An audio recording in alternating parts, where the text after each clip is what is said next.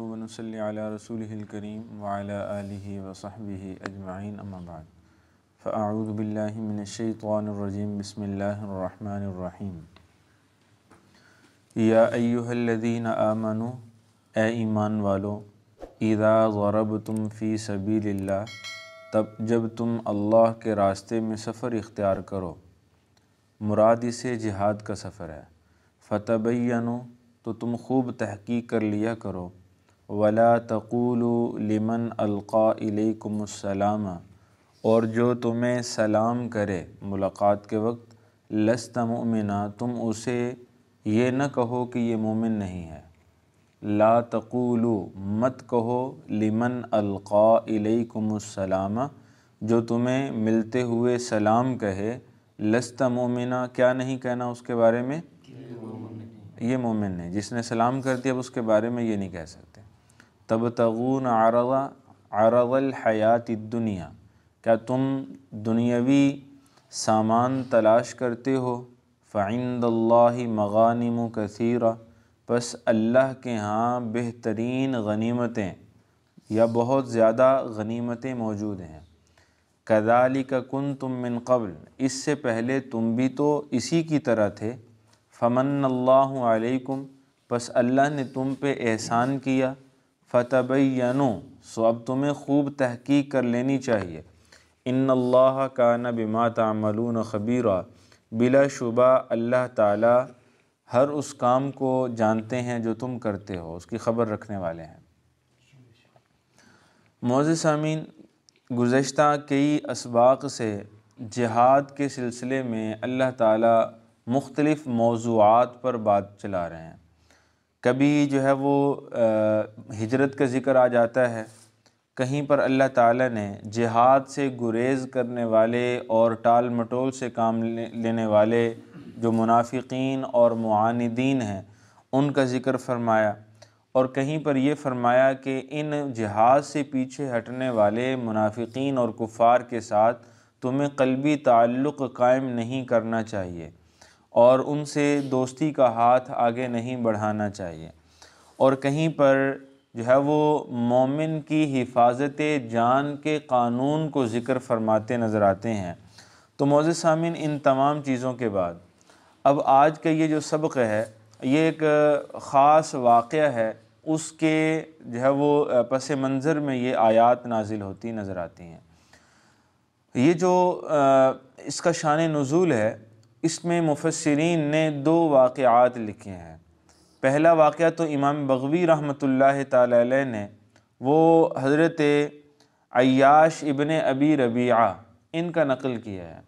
یہ عیاش ابن ابی ربیعہ اور ابو جہل اور اسی طرح حارث ابن ہشام یہ سارے کے سارے مادرزاد بھائی تھے، ماں کی طرف سے کیا تھے، والدہ ان کی ایک ہی تھیں۔ تو عیاش رضی اللہ تعالیٰ عنہ یہ مسلمان ہوئے، اور مسلمان ہو کر چونکہ ہم پیچھے پڑ چکے ہیں ہجرت کے باب میں کہ اس دور میں جب ہجرت فرض تھی تو اسلام کی قبولیت کے لیے ہجرت شرط تھی، یعنی اس آدمی کا اسلام قبول سرے سے سمجھا ہی نہیں جاتا تھا، اسلام جو ہے وہ سرے سے تسلیم ہی نہیں کیا جاتا تھا جو ہجرت کر کے مدینہ میں نہیں جاتا تھا، اسلام کے ساتھ ہجرت مشروط ہے۔ اب معزز سامعین، حضرت عیاش رضی اللہ تعالیٰ ابن ابی ربیعہ انہوں نے مکہ سے ہجرت کی اور مدینۃ المنورہ میں چلے گئے۔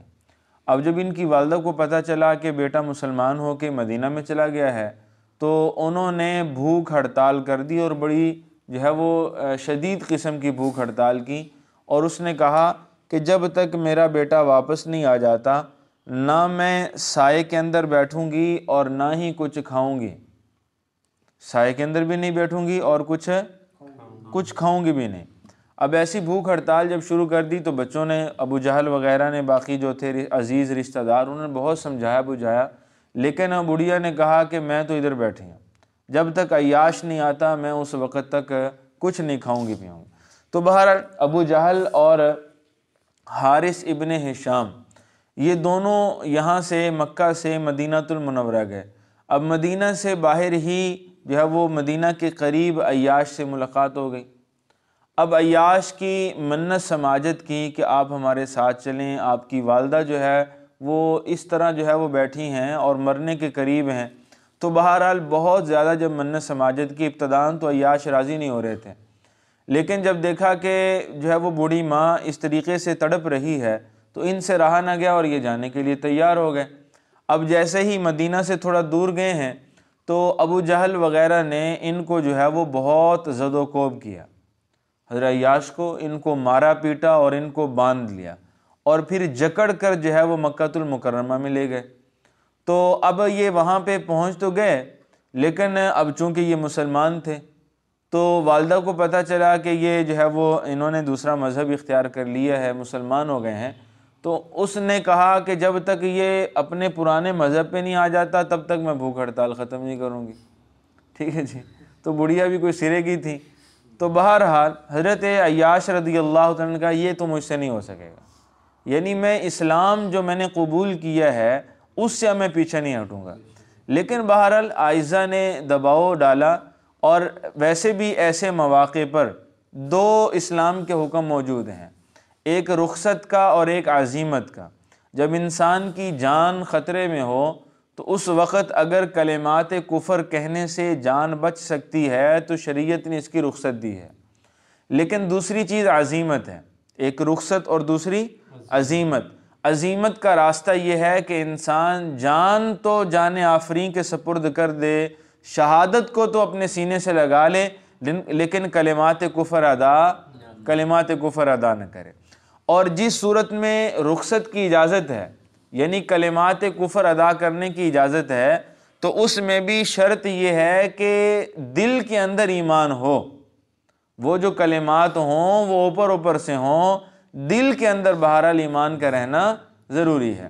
تو حضرت عیاش رضی اللہ تعالیٰ انہوں نے جو ہے وہ والدہ کے سامنے کہا کہ ٹھیک ہے، فیصلہ یہ کر لیا کہ اب میں جو ہے وہ آپ کا جو اپنا ہمارا پرانا مذہب ہے اس کی طرف لوٹتا ہوں، اسلام کو چھوڑتا ہوں۔ تو وہاں پہ ایک آدمی تھے حضرت زید ابن حارث رضی اللہ تعالیٰ، تو حضرت زید ابن حارث رضی اللہ تعالیٰ نے ان کو آر دلائی اور ان کو کہا، یہ اصل میں حضرت زید اندر سے مسلمان ہو چکے ہوئے تھے اور ابھی تک اپنے اسلام کو انہوں نے ظاہر نہیں کیا تھا۔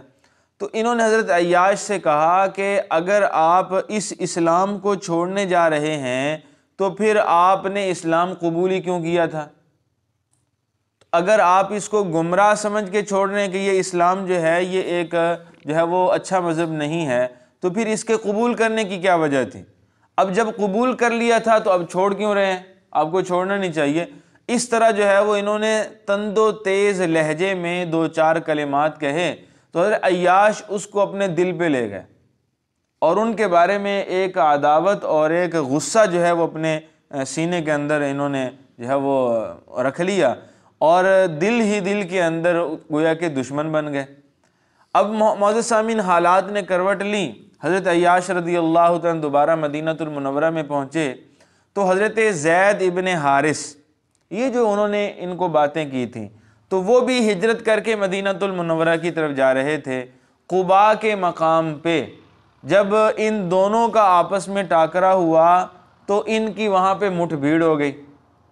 اب جب لڑائی بڑھی تو یہ انہوں نے وار کیا اور حضرت زید ابن حارث اس سے قتل ہو گئے۔ بات سمجھیں؟ اب ان کو ان کے اسلام لانے کا علم نہیں تھا، عیاش رضی اللہ عنہ کو ان کے مسلمان ہونے کا علم نہیں تھا۔ اب جب ہاتھ سے قتل ہو گیا تو لوگوں نے بتایا کہ یہ تو مسلمان ہو گئے تھے، تو عیاش نے کہا کہ نہیں، یہ مسلمان نہیں تھے، یہ تو کافر تھے۔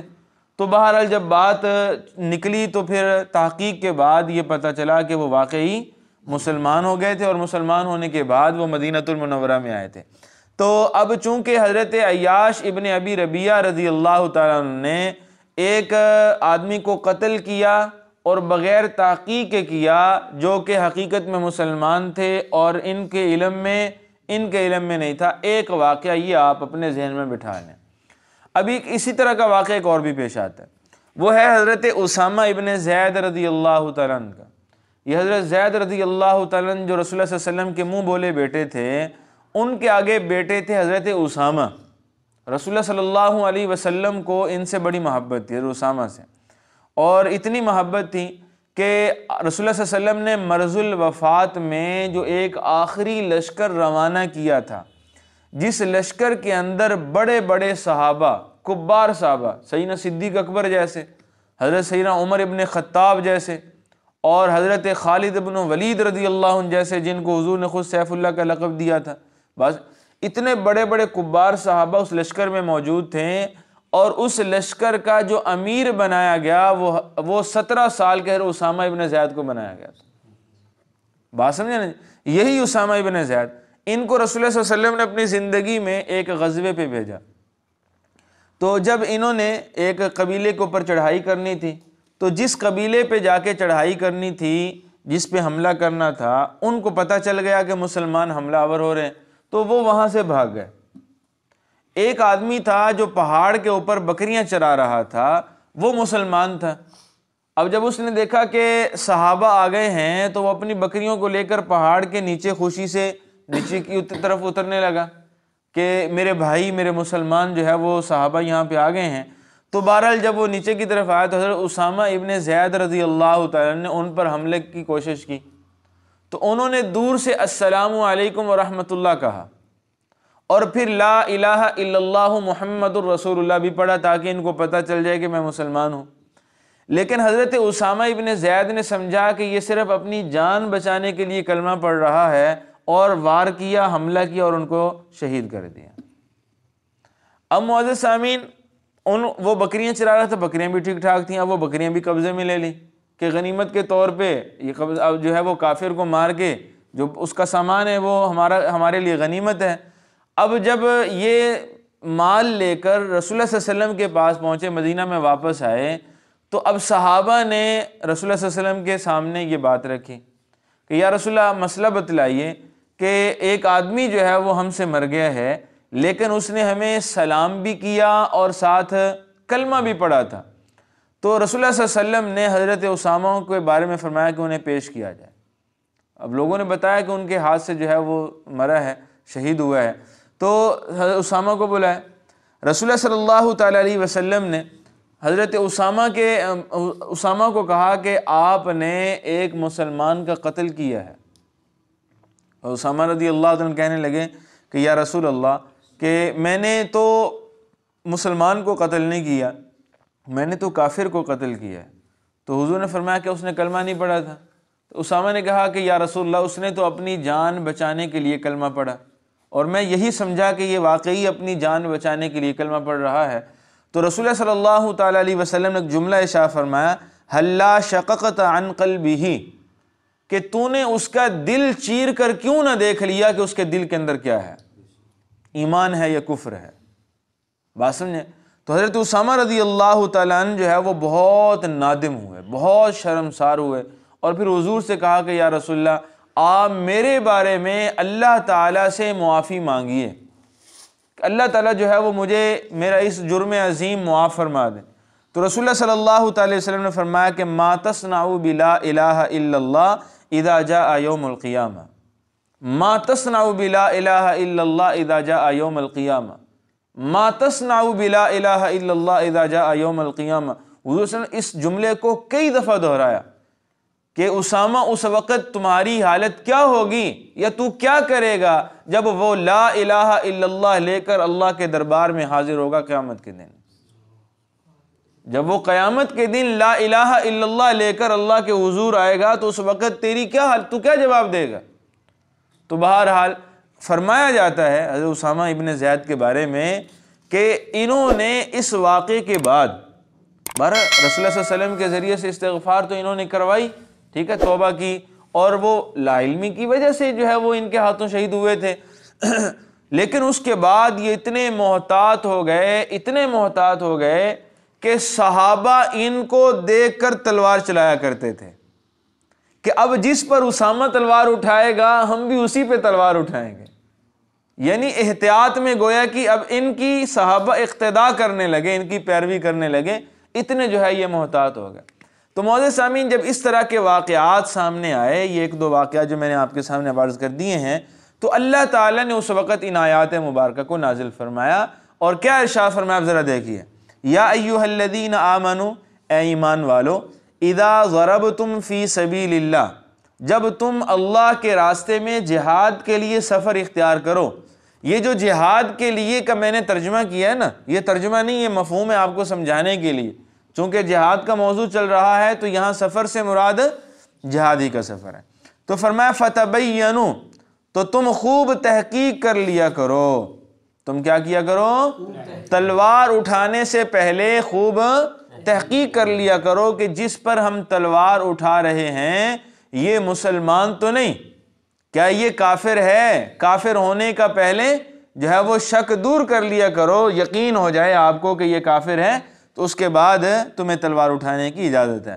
اور پھر آگے اللہ تعالیٰ نے مزید ارشاد فرمایا وَلَا تَقُولُوا، اور تم نہ کہو لمن القا الیکم السلام، کہ جو شخص تمہیں سلام کرنے والا ہے لست مومنا، کہ یہ مومن نہیں ہے. یعنی جس آدمی نے تمہیں سلام کر دیا، اسلامی سلام، ہمارے دین کے اندر جو سلام ہے، جس نے تمہیں یہ سلام کر دیا تو اب تمہیں اس کے بارے میں بے ایمان کہنے کی یا کافر کہنے کی تمہیں اجازت نہیں ہے. اب معزز سامعین، یہاں جو ہے وہ بعض مفسرین ایک بڑی دلچسپ بات فرمائی ہے. وہ فرماتے ہیں کہ اللہ تعالیٰ نے انسان کو ظاہر کا مکلف بنایا ہے، انسان کو ظاہر کا مکلف بنایا ہے، باطن میں کیا ہے یہ اللہ تعالیٰ جانے اور وہ بندہ جانے. جس نے ظاہری طور پہ ایمان کا اعلان کر دیا، ایمان کا اظہار کر دیا، اب جماعت المسلمین کو حکم یہ ہے کہ اسے مسلمان ہی سمجھا جائے، اس کے بارے میں مزید کوئی حکم، کوئی فتویٰ جاری نہ کیا جائے، اب اسے مسلمان ہی تصور کیا جائے. ہاں اگر کوئی آدمی واقعی اندر سے منافق ہے، دل کے اندر کفر لے کے بیٹھا ہے، لیکن وقتی نقصان سے بچنے کے لیے یا منفعت حاصل کرنے کے لیے وہ کلمے کا اظہار کر رہا ہے، اپنے آپ کو مسلمان بتلا رہا ہے، تو اللہ فرماتے ہیں کہ میں جانوں اور وہ جانے، بہرحال تمہیں یہ حکم ہے کہ اس کے ظاہر کا اعتبار کرتے ہوئے اسے مسلمان ہی سمجھو. بھئی بات سمجھ گئے یا نہیں سمجھے؟ تو فرمایا کہ تبتغون عرض الحیات الدنیا، کیا تم دنیاوی سامان تلاش کرتے ہو؟ اب حضرت اسامہ نے جو ہے وہ وہاں پہ بکریاں بھی تو گھیری تھیں، تو وہ بھی تو لے کے مدینہ المنورہ میں آئے تھے. تو اللہ تعالیٰ نے اب وہاں اس کے بارے میں بھی تنبیہ فرمائی کہ کیا تم کیا تم دنیاوی ساز و سامان کی تلاش میں رہتے ہو؟ فَعِندَ اللَّهِ مَغَانِمُ كَثِيرًا، جبکہ اللہ کے ہاں بہت بڑی بڑی غنیمتیں تمہارے لیے کیا ہیں؟ موجود ہیں. اب اللہ کے ہاں جو خزانے ہیں بھائی ان کو دنیا پہ تو قیاس نہیں کیا جا سکتا نا، ٹھیک ہے نا جی. جنت کی صورت میں، جنت کی نعمتوں کی صورت میں، جنت کے باغات محلات کی صورت میں، اور پھر دائمی اللہ کی رضا کی صورت میں، اور رسول اللہ صلی اللہ تعالی علیہ وسلم سمیت تمام انبیاء کی قرابت اور ان کی رفاقت کی صورت میں، اصدقاء کی رفاقت کی صورت میں، اولیاء کی رفاقت کی صورت میں، یہ وہ نعمتیں ہیں جن کو دنیا کی نعمتوں پر ہرگز قیاس نہیں کیا جا سکتا. تو فرمایا کذالک کنتم من قبل، اور تم بھی تو اس سے پہلے انہی کے جیسے تھے، تمہاری حالت بھی تو اس سے پہلے کیا تھی؟ اسی آدمی کی طرح تھی، یعنی تم بھی تو ابتداً کافر تھے. فمن اللہ علیکم، بس پھر تم پر اللہ نے احسان کر دیا کہ اللہ نے تمہیں ایمان کی دولت سے سرفراز کر دیا. بات سمجھے نا جی. تو ایمان کا مل جانا، ایمان کا عطا ہو جانا، اور پھر نیک اعمال کی توفیق کا حاصل ہو جانا، یہ محض اللہ تعالیٰ کی عطا ہے. بات سمجھ رہے نہیں سمجھ رہے؟ انسان کا نیکی کی جو ہے وہ نیکی کے عمل میں انسان کا اپنا کوئی کردار نہیں ہوتا، اس کا اپنا کوئی کمال نہیں ہوتا. وہ توفیق کس کی طرف سے ہوتی ہے بھائی؟ اللہ کی طرف سے ہوتی ہے. اسی لیے حکم ہے کہ جب نیکی کی جائے تو اللہ کا شکر بھی ادا کیا جائے کہ اللہ نے نیک اعمال کی توفیق بخشی تو میں نے نیک عمل کیا ہے. بات سمجھیں جی. تو فرمایا آخر میں فتبینوا، اب جب تم پر اللہ نے احسان کر کے تمہیں ایمان عطا کیا ہے تو اب تمہیں چاہیے کہ تم پہلے خوب تحقیق کر لیا کرو کہ ہم جو تلوار اٹھا رہے ہیں کہ یہ کہیں کسی مسلمان پر تو نہیں اٹھ رہی، بات سمجھیں جی؟ اس لیے فرمایا آخر میں ان اللہ کان بما تعملون خبیرا، تم جو کام بھی کرتے ہو اللہ تعالیٰ اس کی خبرگیری رکھنے والے ہیں، اللہ تعالیٰ کے علم میں ہے۔